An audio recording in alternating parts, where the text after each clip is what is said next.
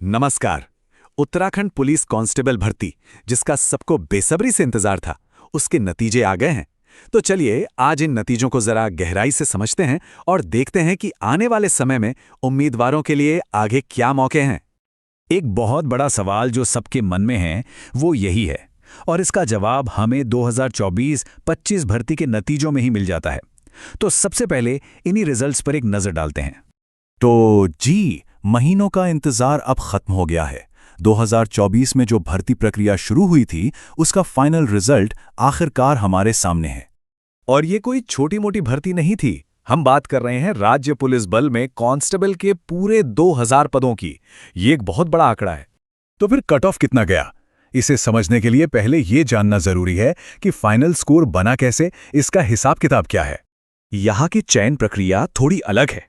ये कुल 200 नंबरों पर आधारित है, जिसमें 100 नंबर लिखित परीक्षा के हैं और ठीक उतने ही 100 नंबर फिजिकल परीक्षा के। मतलब दोनों का वेटेज एकदम बराबर है। इस बार के जो टॉपर रहे अतुल सिंह मेहरा, उन्होंने 200 में से 165 का स्कोर हासिल किया। वाकई में एक जबरदस्त परफॉर्मेंस। अब अगर हम अलग अलग कैटेगरी के कट ऑफ को देखें, तो जनरल कैटेगरी का फाइनल सिलेक्शन लगभग 129.5 नंबर पर हुआ। वहीं ईडब्ल्यूएस यानी आर्थिक रूप से कमजोर वर्ग के लिए ये कट ऑफ गिरकर 114 तक भी गया। लेकिन इन आंकड़ों में एक बहुत ही दिलचस्प बात छिपी है, और वो ये कि इस भर्ती में फिजिकल परीक्षा का स्कोर एक असली गेम चेंजर साबित हुआ है। इस बात को और अच्छे से समझने के लिए आइए सीधे सिलेक्शन लिस्ट से ही एक केस स्टडी उठाते हैं। जरा इस कैंडिडेट के स्कोर पर गौर कीजिए। लिखित परीक्षा में स्कोर है सिर्फ 57.5, जो कि एवरेज से भी कम कहा जा सकता है। लेकिन फिजिकल टेस्ट में देखिए, 100 में से 98 नंबर।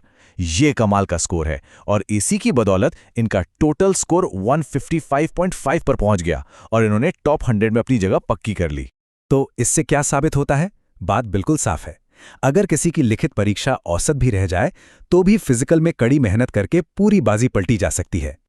अब जो लोग इस बार कामयाब नहीं हो पाए या जो पहली बार तैयारी करने का सोच रहे हैं, उनके लिए एक बहुत अच्छी खबर है।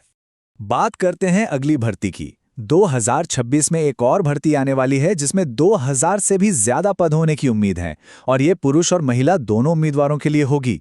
मतलब एक और बड़ा मौका दरवाजे पर है। ठीक है, तो अब आगे का रास्ता क्या है? चाहे किसी का सिलेक्शन हो गया हो या कोई अगली भर्ती की तैयारी कर रहा हो, कुछ बातें जानना बहुत जरूरी है। सबसे पहले जिन लोगों का नाम लिस्ट में है, उनके लिए अगला पड़ाव है डॉक्यूमेंट वेरिफिकेशन।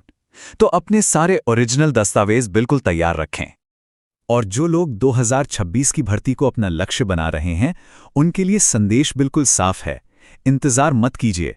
लिखित और फिजिकल दोनों की तैयारी एक साथ, एक बैलेंस बनाकर अभी से शुरू कर दीजिए। तो ये पूरा विश्लेषण हमें एक आखिरी सवाल पर लाकर छोड़ता है, ये जानते हुए कि लिखित और फिजिकल दोनों का महत्व बराबर है। 2026 में सफलता पाने के लिए एक उम्मीदवार की सही रणनीति क्या होनी चाहिए, ये वो सवाल है जिस पर हर उम्मीदवार को सोचना होगा। ऐसा कंटेंट रोज चाहिए तो लाइक करो, सब्सक्राइब का बटन दबाओ और शेयर करना मत भूलना।